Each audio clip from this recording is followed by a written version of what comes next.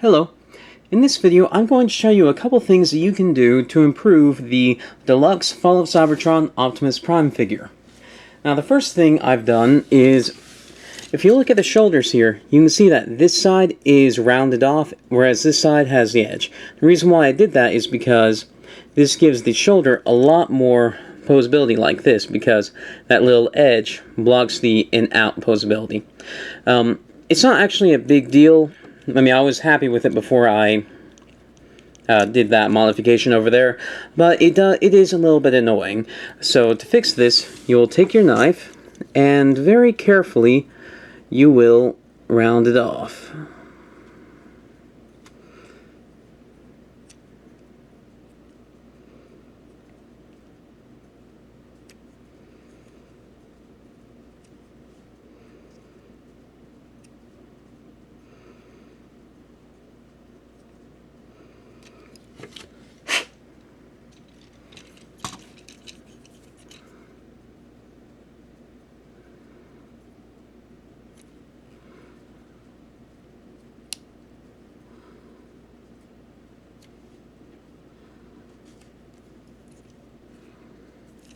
It's getting there. Just a little bit more and we should be done.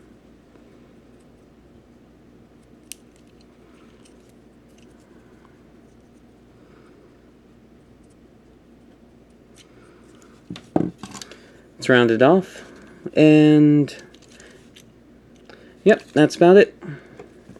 So that improves the shoulder articulation a little bit, and then there's something else you can do. If you notice here, it's sort of flat on the inside here and rounded here. That's because a little bit of detail there will bump into back here. Now, this is a lot less important because the amount of extra articulation it gives you is not really noticeable, but I will show it how to make the cuts for those who are interested. You're cutting off these little rounded bits here, so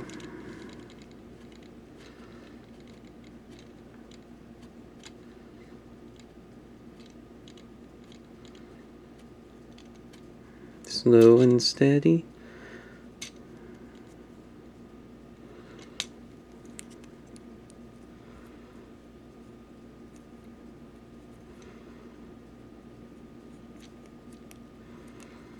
And then I'm going to take out that area down there too.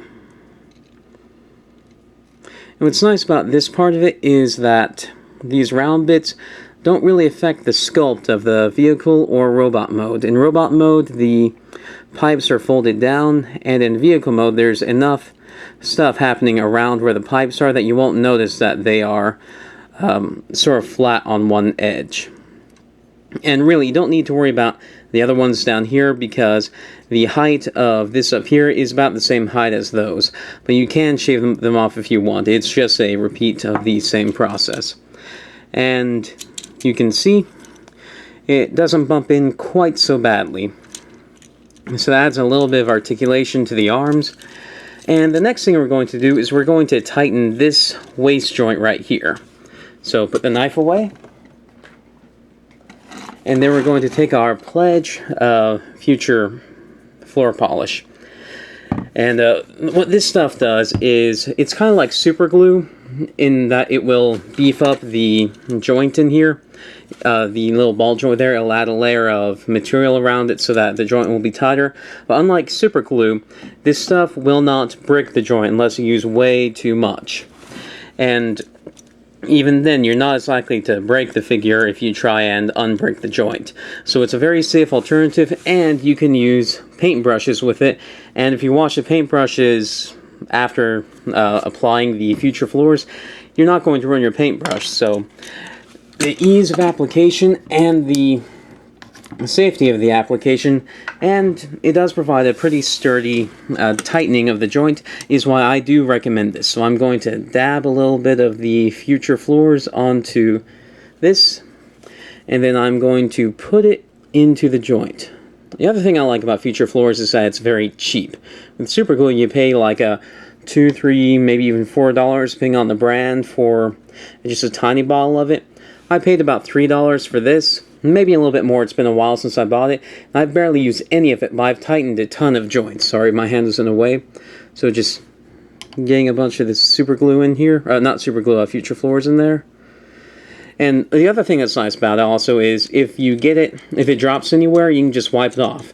And it won't leave a mark of your fingerprint. Which is one thing I hate about super glue. If you get a little bit of super glue on your fingers, then start touching other areas, ugh.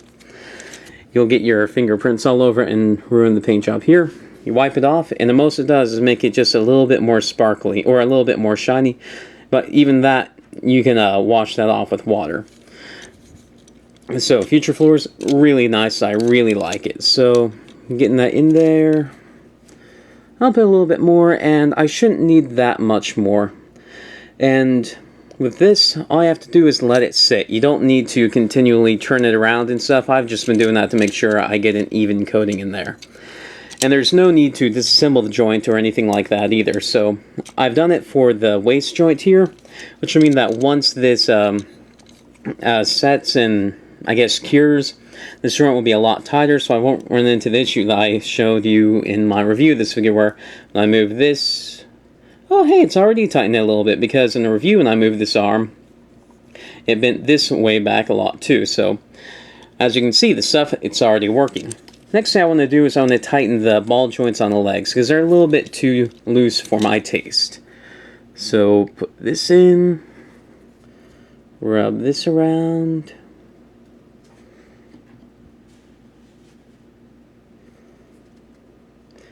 And the longer you let this stuff sit before you start moving the joints, the better the adhesion the future floor will have to the parts. So I do recommend waiting at least about a day or so after you're finished applying this stuff before you start playing with the figure again.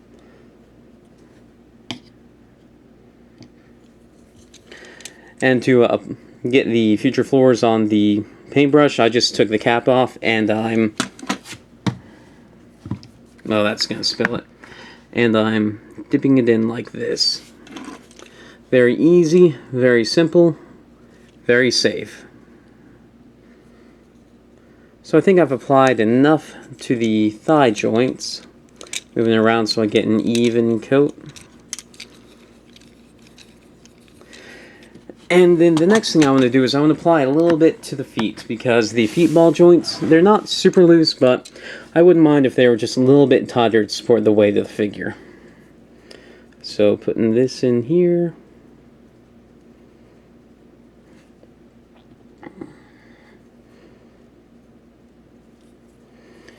Rotating around and getting it all in there. And that's basically how this stuff is applied. It's very nice, safe, and easy.